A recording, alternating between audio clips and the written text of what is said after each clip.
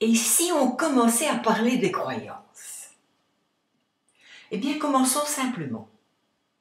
Mes croyances sont d'abord toutes les pensées que j'ai dans la tête et dont je suis consciente. Exemple, je crois que demain, il va faire beau.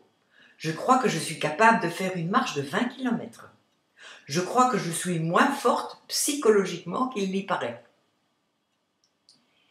Et puis, il y a les autres croyances, celles qui sont cachées au plus profond de notre inconscient. Mais celles-là, on ne les connaît pas.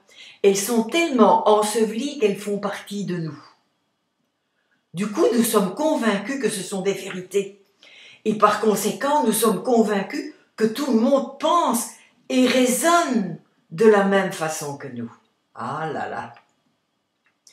D'ailleurs, nous sommes souvent surpris du discours que tiennent les autres à propos d'un même sujet. On trouve leur façon de faire ou de raisonner complètement à côté de la plaque. Dites-vous bien que si les autres raisonnent différemment de vous, ce n'est pas parce que vous détenez la vérité, mais c'est parce que votre conviction n'est qu'une croyance et elle n'est vraie que pour vous.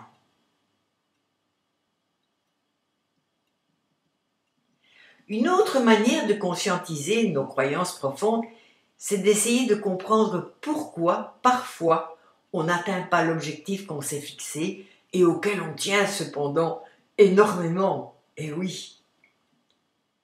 Eh bien, c'est parce qu'il y a une croyance profonde et inconsciente dans le chemin.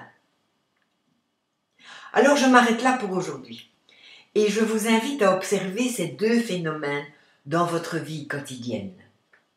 Je répète, premièrement, quand quelqu'un raisonne différemment de moi et que cela me dérange, quelle est ma vérité qui se sent bafouée? Et deuxièmement, je vais observer, quand je me fixe un objectif et que je ne l'atteins pas parce que je le reporte tout le temps ou carrément je le mets à la poubelle, quelle est ma croyance profonde qui gère ainsi ma vie à l'encontre de ma volonté? Ah ah! Je vous invite à faire de belles découvertes et je vous dis à bientôt pour la suite.